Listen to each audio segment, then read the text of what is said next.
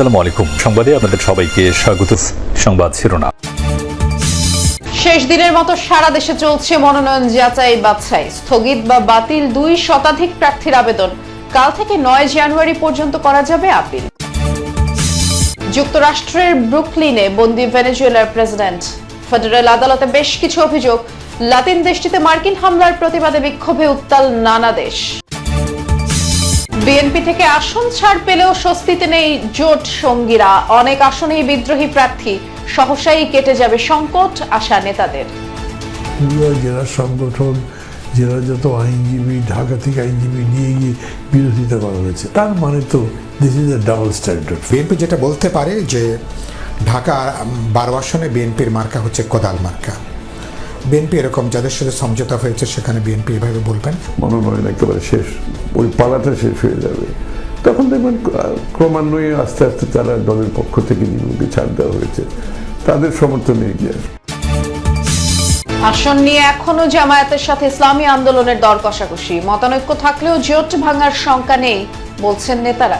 আমাদের মধ্যে যতটুকু সমস্যা হয়েছে এয়ারলাইন্সের ব্যাপারে আশা করি সমাধানযোগ্য এবং সমাধান হয়েও যাবে। স্ব অবস্থান থেকে প্রয়োজনীয় ছাড় দিয়ে হলেও ঐক্যটাকে ধরে রাখা এবং আসন সমঝোতাটাকে যাতে সবাই মেনে নেন, এই ধরনের একটা সিদ্ধান্তে পৌঁছার চেষ্টা করা হচ্ছে। হাড় কাঁপানো ঠান্ডায় জবুথবু দেশ। ঝিনাইদহে ঘন কুয়াশায় রেলিং ভেঙে নদীতে ট্রাক, 2 জনের মরদেহ উদ্ধার। কয়েক ঘন্টা পর স্বাভাবিক শাহজালালের বিমান ওঠানামা। ফোনে আড়ি পাতা ইস্যুতে টেলিযোগাযোগ অধ্যাদেশে সংযুক্ত হয়েছে নতুন বিধান। ইন্টারনেট সেবাকে মৌলিক অধিকার হিসেবে স্বীকৃতি দেওয়ার দাবি।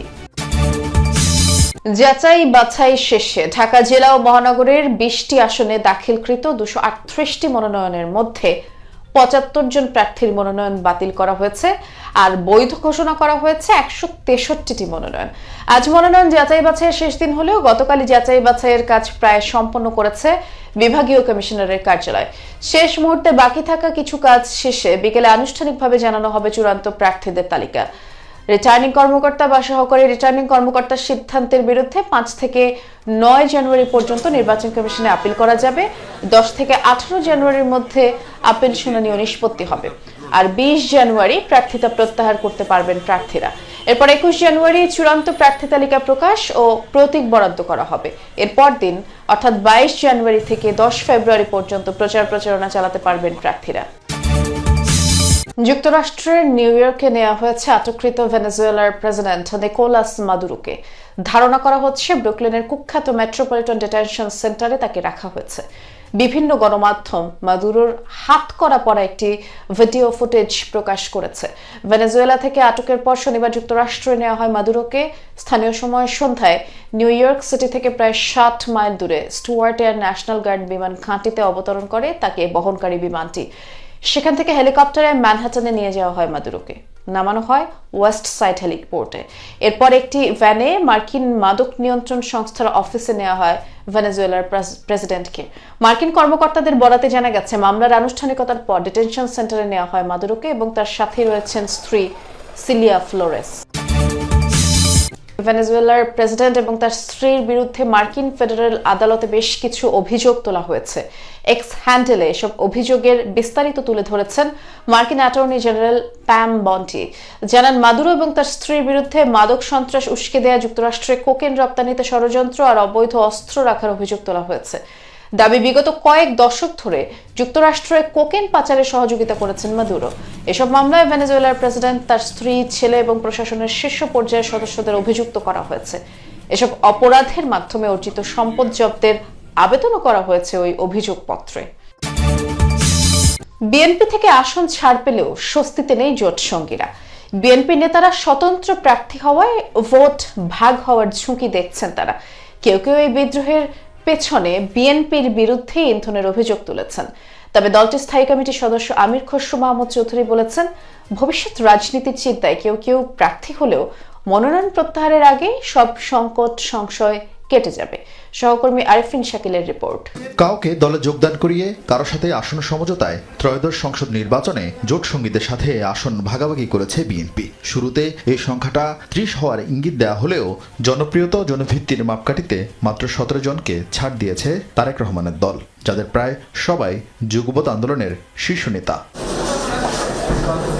জোটের বড় নেতা হলেও নির্বাচনী বৈতরণী পার হতে স্থানীয় বিএনপির নেতাকর্মীদের উপরই ভরসা রাখতে হচ্ছে তাদের, আর সেখানে বাড়ছে বিপত্তি। সমর্থনের পরিবর্তে জোট প্রার্থীদের হয়রানির অভিযোগ স্থানীয় বিএনপি নেতাকর্মীদের বিরুদ্ধে। ভুল হতে পারে, কিন্তু মূলত এর চাইতে বড় বড় ভুল আছে, সেগুলো পার হয়েছে।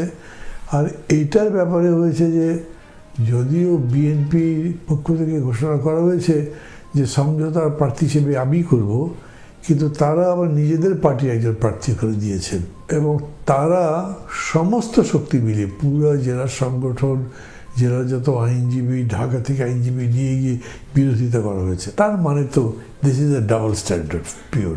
বাংলাদেশ জাতীয়তাবাদী দল সমঝোতায় আরও 4টি আসনে জমিয়তে উলামা ইসলাম, 1টি করে বিজেপি, এনডিএম, গণসংহতি আন্দোলন, নাগরিক ঐক্য সহ 6টি দলের শীর্ষ নেতাকে সমর্থন দিয়ে ধানের শীষের প্রার্থী প্রত্যাহার হলেও স্বতন্ত্র নির্বাচন করছেন বিএনপির একাধিক নেতা।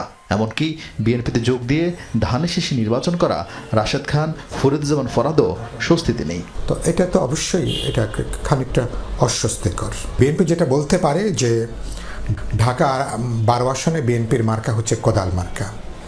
বিএনপি এরকম যাদের সাথে সমঝোতা হয়েছে সেখানে বিএনপি এভাবে বলবেন। জনগণের বিপুল সমর্থনে ভোটারদের যাতে বেরিয়ে আসতে পারে বিএনপির রাজনৈতিক সাংগঠনিক প্রচারের অর্থে, সমস্ত অর্থে বিএনপি নিশ্চয়ই আন্তরিকভাবে উদ্যোগটা বিএনপি গ্রহণ করবে। এরই মধ্যে দলীয় সিদ্ধান্ত না মানায় রুমিন ফারহানা, সাইফুল আলম নীরব, হাসান মামুনের মতো 9 নেতাকে বহিষ্কার করেছে বিএনপি। তবু তাদের থামানো যায়নি নির্বাচনী দৌড় থেকে। তবে জোট সঙ্গীদের এখনই হতাশ হতে বারণ করেছেন বিএনপি নেতা আমির খুসরু। বিএনপির পক্ষ থেকে তো কোনো ধরনের এখানে হিপোক্রেসির কোনো কারণ নেই, কারণ যেখানেই আমাদের জোটের প্রার্থী দেওয়া হয়েছে সেখানে যদি দলের কেউ দাঁড়াচ্ছে তাদেরকে তো দল থেকে বহিষ্কার করা হচ্ছে। আর দলের পক্ষ থেকে যতটুকু সমর্থন দেবে সেটা তো সমর্থন অব্যাহত থাকবে স্বাভাবিকভাবে।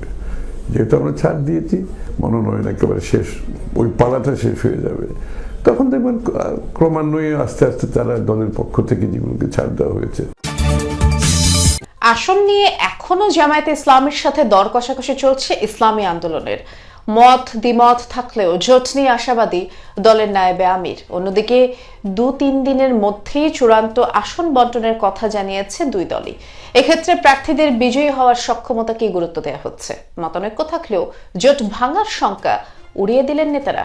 সহকর্মী ফয়সাল মাহমুদের রিপোর্ট।